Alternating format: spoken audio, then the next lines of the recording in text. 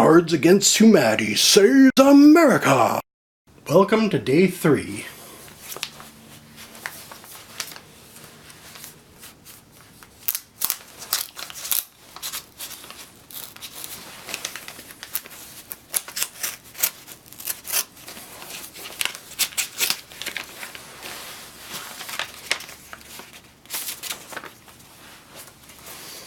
We've got our letter, which says,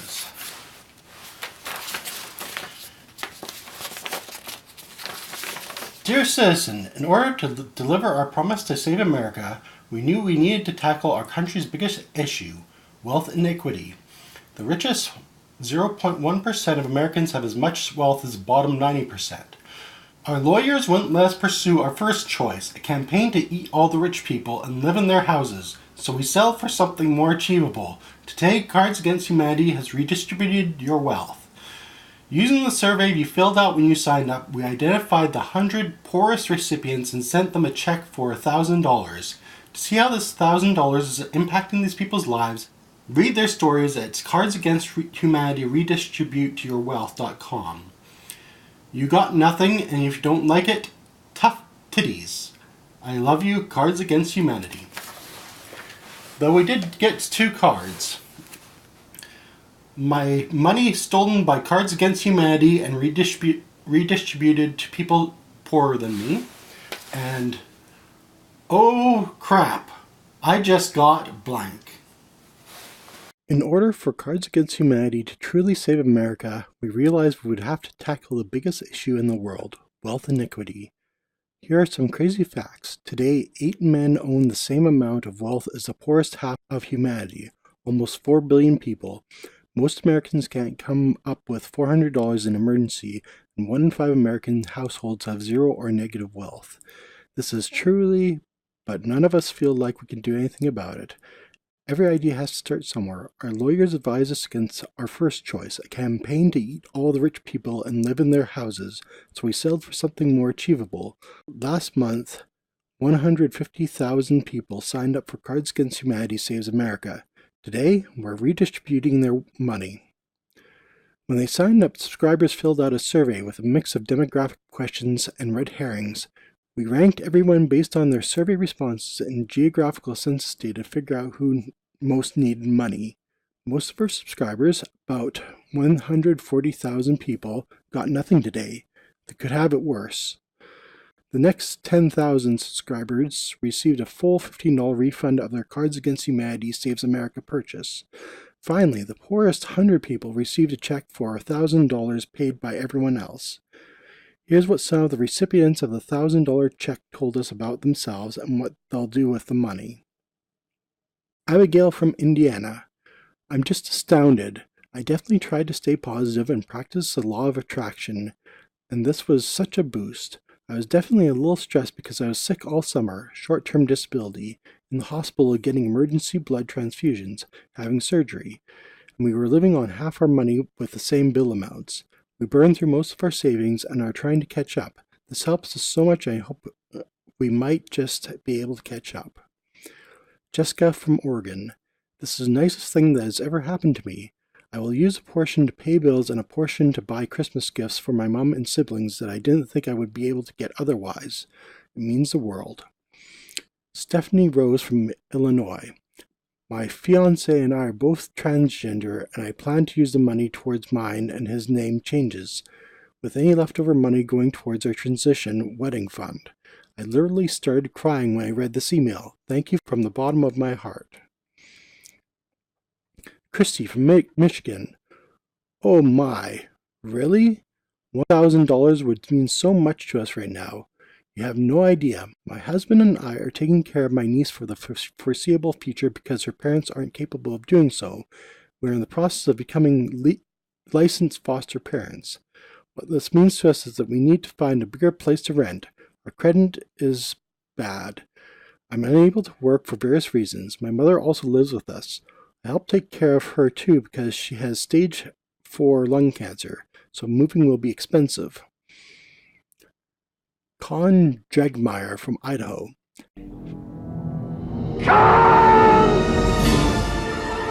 I will use use this money towards paying off college debt education expenses. I am a disabled special needs student, so it means the difference between having supplies time to barely pass versus having what I need to be ahead, or at least at equal vantage point. It's generally the difference between living off of ramen and paranoid checking of the bank account daily to be sure it has enough to pay our bills versus having a small amount of leeway.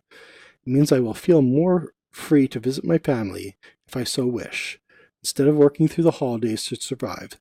This would be amazing for me, as I haven't seen my family in 3 years. Trish from Ohio. I don't know what to say. I am numb. I was laid off August 1st, and I've been trying to find a job that I can afford to live on, which is impossible right now. I hadn't really bought anything but necessities with my unemployment since then. I've always wanted to do the holiday specials you offer, but never get to them in time. Even though money is tight this year, I decided to splurge for myself. With $1,000, I can pay off my car and get the new tires I need for a while, but couldn't afford. This will allow me to look for jobs further out and that need a longer drive. I can also buy Christmas presents this year, not just from thrift stores. This makes a huge difference in my life. Hopefully it can help me get my life back to where it was. This won't completely change my plans for Christmas, but it'll make it easier. All I can say is thank you all. Sir Cow from California. I have hemophilia, a factor VIII deficiency. My work slowed down. Last December, I proposed to my girlfriend. We've been together for 10 years. We don't have a specific date yet, but we did agree to save up $10,000, a small part for the honeymoon, and the rest to help towards down payment of our future home. The $1,000 will go towards our $10,000 goal. It will make us 10% closer to a small wedding, but a big future together.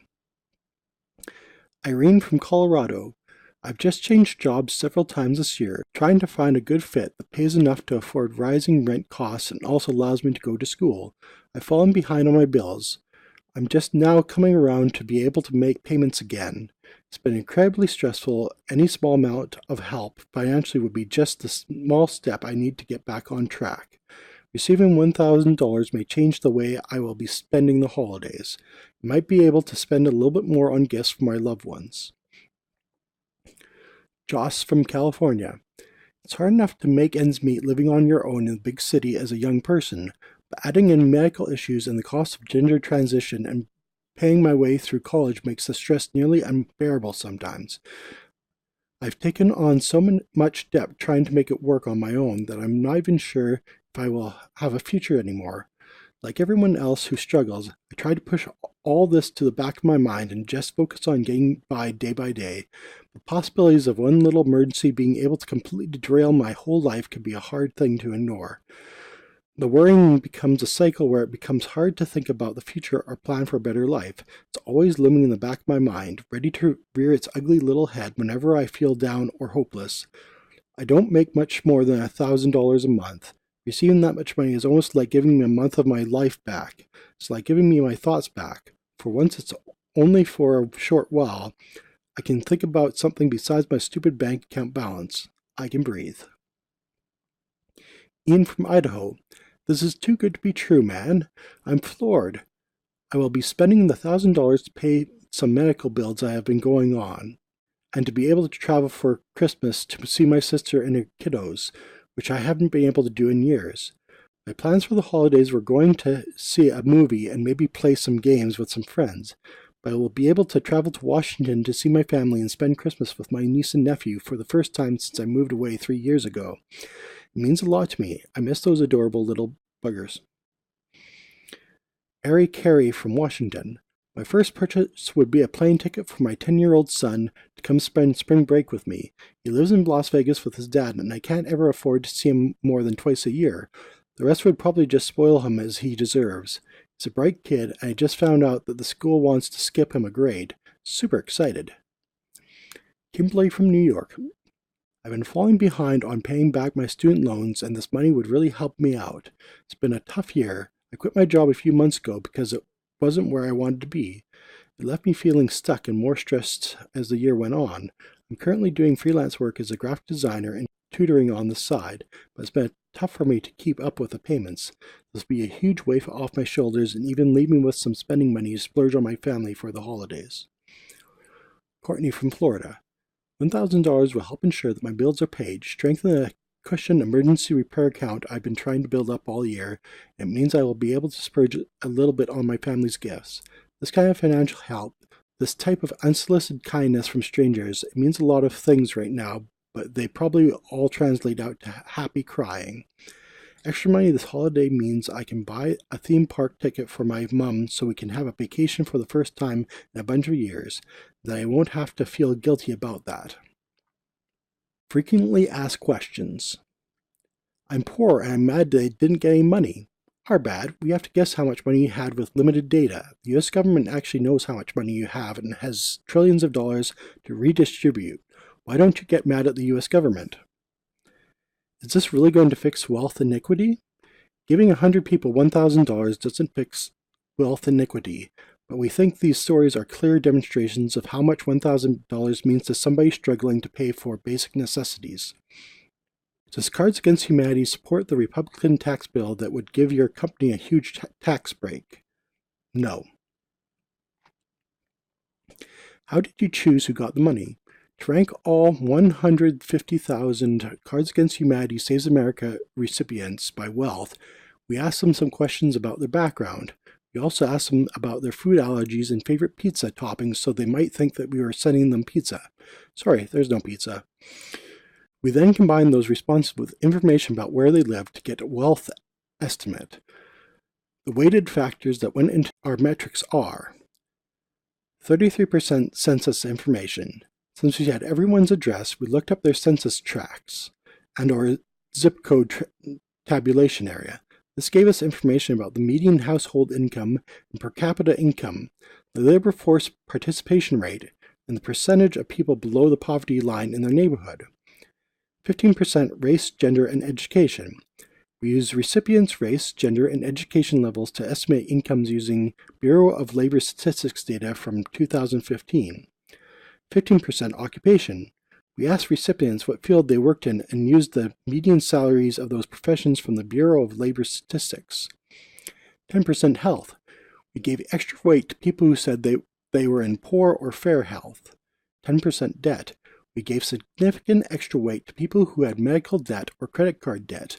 We also gave a bit of extra weight to people with student loans or other debt.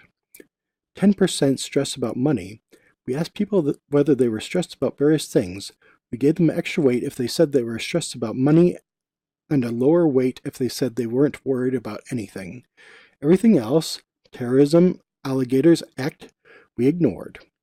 5% smoking. We gave extra weight to people who said that they smoked or used to smoke. Smoking is highly correlated with poverty. 2% ordering in and eating out.